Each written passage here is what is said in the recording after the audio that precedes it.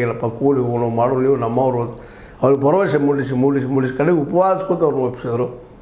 ಉಪವಾಸ ಒಪ್ಪಿಸಿದಾಗ ಅವರು ದೇಶದಲ್ಲಿ ಉಳಿದ್ರು, ಮೀಸಲಾತಿ ನಮ್ಗೆ ಸಿಕ್ತು. ಬಟ್ ಈ ಮೀಸಲಾತಿ ಮತ್ತು ಮೀಸಲಾತಿಗೆ ಬೆಳೆದಾಡುವಂಥದ್ದು ಪರಿಸ್ಥಿತಿ ಇವತ್ತು ಆ ಜನಾಂಗಕ್ಕೆ ಬಂದಂಥದ್ದು.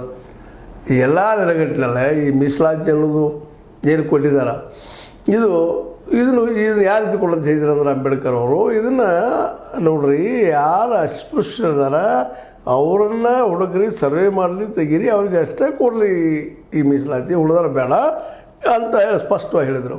ಆದರೆ ನಮ್ಮ ರಾಜಕಾರಣಿಗಳು ನಮ್ಮ ಲಾಭಕ್ಕಾಗಿ ಎಲ್ಲರಿಗೂ ಕೊಡೋದು ಹೋದ್ರು. ಇವತ್ತು ಎಲ್ಲರೂ ಕೇಳಿದ್ದಾರೆ. ಹೋಲ್ ಗಡಿಗೆ ಮುಂದುವರೆದ ಸಮುದಾಯಕ್ಕೆ 10% ಮಾಡ್ಕೊಂಡು ಕೂತ್ಬಿಟ್ಟಿದ್ದಾರೆ. ಅದರಲ್ಲಿ ಬ್ರಾಹ್ಮಣರು ಅವರು ಬರ್ತಾರೆ, ಮೇಲ್ಜಾತಿಯವರು ಬರ್ತಾರೆ 10%. ಇರೋರು 3% ಅದಾರೆ ಆಲ್ ಓವರ್ ಇಂಡಿಯಾದಾಗ. ಬ್ರಾಹ್ಮಣರು ಅವರೆಲ್ಲ ಅವ್ರಿಗೆ 10% ಈಗ ರಿಸರ್ವೇಷನ್ ಕೊಟ್ಬಿಟ್ಟಿದ್ದಾರೆ. ಅದು ಇವರು ಕೇಳೋದಂದ್ರೆ ಕೇವಲ 1% ಕೇಳ್ತಾ ಇದ್ದಾರೆ. ಅದು 17ರಲ್ಲಿ 1% ಕೇಳ್ತಾ ಇದ್ದಾರೆ, 5ರಲ್ಲಿ 1% ನಮ್ಮ ಕೊಡಲಿ ಸಪ್ರೇಟ್ ಅಂತ. ಇದೆಲ್ಲ ಇರಲಿ. ಈಗ ಕೊನೆಗೆ ಬಂದಾಗ ನಾವು ಹೇಳೋದಷ್ಟೇ, ಇವೆಲ್ಲ ಮೀಸಲಾತಿ ಅವು ಎತ್ತೋದಕ್ಕೆ ಅಪ್ಲಿಫ್ಟ್ಮೆಂಟ್ ಇರ್ತೀವಿ, ನಮ್ಮ ಮೇಲೆ ಎತ್ತೋದಕ್ಕೆ ಇಂಥವು ಆಸರೆಗಳು ಬೇಕು. ಆದರೂ ಇವ ಪರಿಹಾರ ಏನು ಅಂತೇಳಿ ಒಂದು ದೊಡ್ಡ ಪ್ರಶ್ನೆ ಇವತ್ತಿಗೂ ಕಾಡ್ತಾ ಇರ್ತದೆ.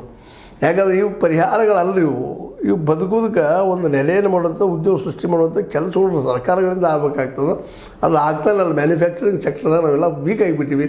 ಯಾಕಂದರೆ ನಮ್ಮ MSME ಆಗಿರ್ಬೋದು, ಸ್ಮಾಲ್ ಸ್ಕೇಲ್ ಇಂಡಸ್ಟ್ರಿ ಆಗಿರ್ಬೋದು, ಎಲ್ಲ ಇಂಡಸ್ಟ್ರಿಗಳು ಇವತ್ತು ಎಕ್ಕ ಎಂದು ದೇವಳೆ ಇದ್ದಾವೆ. ಏನಿದ್ರು ಎಲ್ಲ ಹೊರಗೆ